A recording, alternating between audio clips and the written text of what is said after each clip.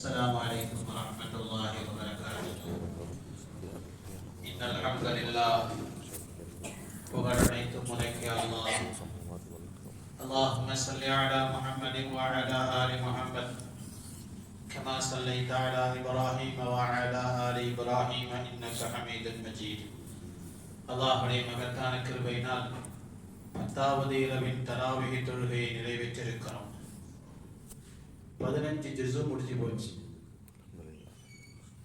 நாளையிலேருந்து இன்ஷா அல்லாஹ் 16வது ஜுஸு ஸ்டார்ட் ஆகி ஒரு நாளைக்கு ஒரு ஜுஸு மட்டும் போகும்.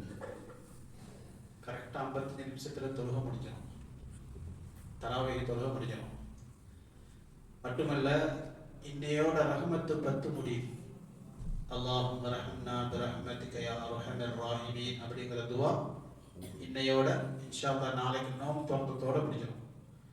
நாளையிலேருந்து இன்ஷா அல்லாஹ் அல்லாஹும்ம கஃபிர் லனா துனூபனா வ ஹதாயானா குல்லஹா யா ரப்பல் ஆலமீன் அப்படின்னு ஓதணும்.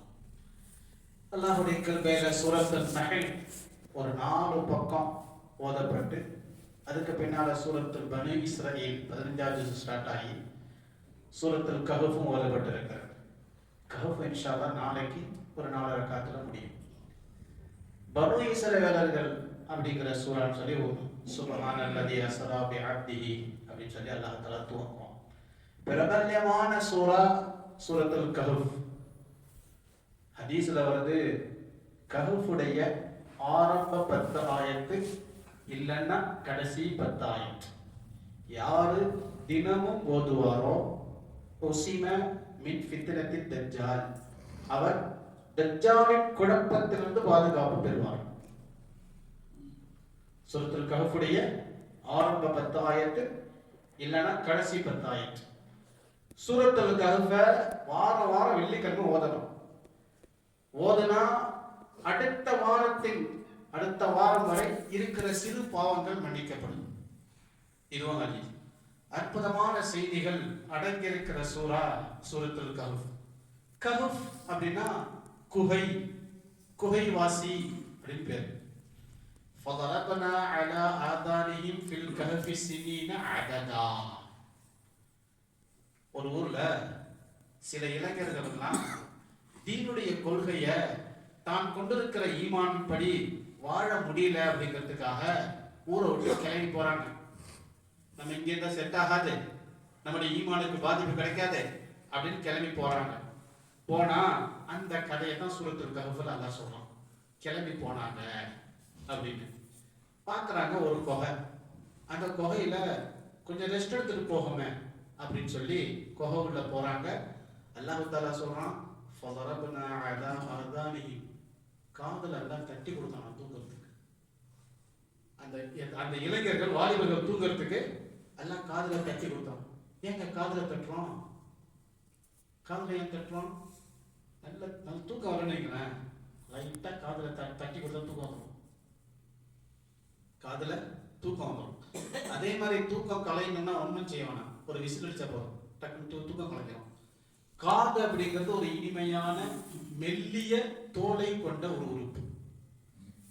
மனிதன் ஆரம்பத்துல படைத்தவுடன் கேட்கிற புலன் செவி புலன் தான். தாயுடைய வயிற்றுல அல்லாஹ் உயிர் கொடுக்கும் போது முதலில் கேட்கிற புலன் செவி புலன் தான் முதல்ல வேலை செய்யும். وَجَعَلَ لَكُمُ السَّمْعَ وَالْأَبْصَارَ وَالْأَفْئِدَةَ அல்லாஹ் குர்ஆன்ல சொல்றான். அந்த வாலிபர்கள் அந்த தூங்குன அந்த கதை, அந்த விவரம், அற்புதமான செய்தி சூரத்துல் கஹஃப் முழுக்க அல்லாஹ் தஆலா 2 பக்கங்கள்ல அந்த செய்தியை சொல்றான். இதுல மிக முக்கியமான செய்தி என்னன்னா, அந்த இளைஞர்களோட நாயும் சேர்ந்து வந்துச்சான். ஒரு நாய் வந்துச்சான். அந்த நாயம் குகைக்கு வெளியில பாசித்தும் திராஹி பில் வசீத் வகன்புஹும் பாசித்தும் திராஹி பில் வசீத், 2 முன்னங்கால விரிச்சிட்டு தூங்க ஆரம்பிச்சிட்டான். அந்த நாயம் சொர்க்கத்துல செல்லக்கூடிய சில விலங்கினங்கள் சொல்லி கிட்டாப்ல இருக்குங்க. சில விலங்கினங்கள், சில உயிரினங்கள் சொர்க்கத்துக்கு போவோம். அதுல இந்த நாயம் எறும்பு.